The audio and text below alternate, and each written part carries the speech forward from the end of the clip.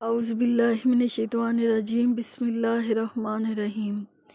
ان الحمد للہ نحمدہ ونستعینہ ونستغفرہ ونعوذ باللہ من شرور انفسنا ومن سیئات اعمالنا واشہد ان لا الہ الا اللہ وحدہ لا شریک لہ واشہد ان محمدا عبدہ ورسولہ ان اللہ و ملائکتہ یصلون علی النبی یا ایھا الذین آمنوا صلوا علیہ وسلموا تسلیما اللہم صلی علی محمد وعلی آل محمد۔ آج میرے پاس جو ٹاپک ہے وہ ہے ماہ رمضان کے روزوں کو مؤخر کرنا اور فدیہ دینا۔ مسافر بھی چاہے تو روزے رکھ بھی سکتا ہے اور چاہے تو روزے کو مؤخر بھی کر سکتا ہے، اور جو اس کا روزہ رہ جائے وہ رمضان ختم ہونے کے بعد میں رکھ سکتا ہے۔ حالانکہ ہمارے ہاں یہ سمجھتے ہیں کہ پہلے زمانے میں سفر کرنا بہت مشکل تھا اور اب سفر کرنا بہت آسان ہے، کیونکہ گاڑیاں آ گئی ہیں، اب ہوائی جہاز ہیں، تو اس لیے ہم سفر کے دوران بھی روزہ رکھیں گے۔ تو اللہ تعالیٰ نے تو ہمیں اجازت دی ہے کہ آپ سفر کے دوران روزہ چھوڑ سکتے ہیں اور رمضان ختم ہونے کے بعد اپنی گنتی کو پورا کریں، اور سفر تو بہرحال سفر ہوتا ہے، اس لیے اگر آپ چاہیں تو روزہ جو ہے سفر کے دوران وہ مؤخر کر سکتے ہیں۔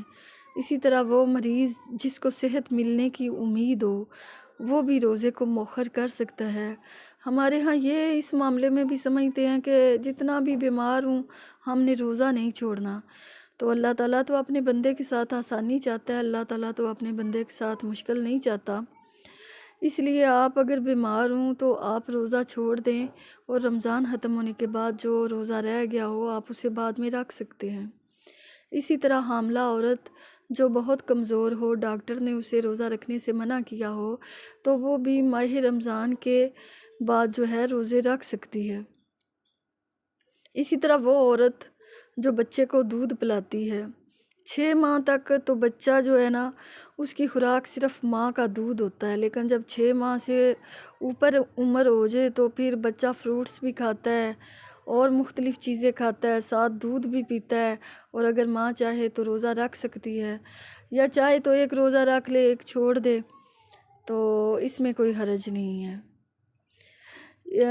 اس طرح اگر آپ یہ سوچیں گے نا کہ اب یہ جو روزے ہیں اب ہم نے شوال میں فوراً عید کے بعد رکھنے ہیں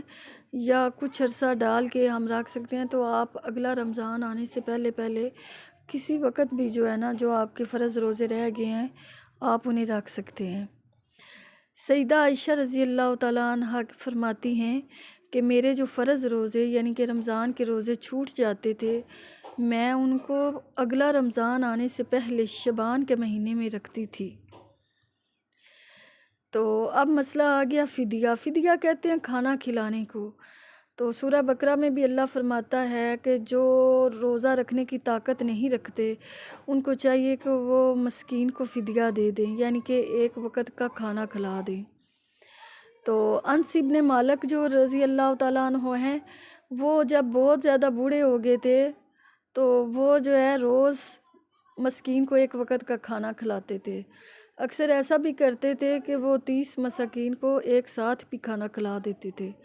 تو اس میں بھی کوئی حرج نہیں ہے۔ جو لوگ روزہ رکھنے کی طاقت نہیں رکھتے وہ مساکین کو فدیہ بھی دے سکتے ہیں۔ اسی طرح جو جوان لوگ ہیں جن کو کوئی مرض ہے، مثلاً ہیپاٹائٹس بی، سی یا شوگر،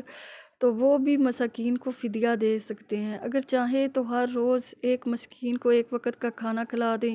چاہے تو 30 مساکین کو ایک ساتھ کھانا کھلا دیں، اور اللہ فرماتا ہے اگر اس سے زیادہ اللہ کی راہ میں خرچ کرے تو ان کے لیے بہتر ہے۔ اگر آپ جانتے ہیں تو اللہ تعالیٰ آپ کو اور مجھے عمل کی توفیق عطا کرے۔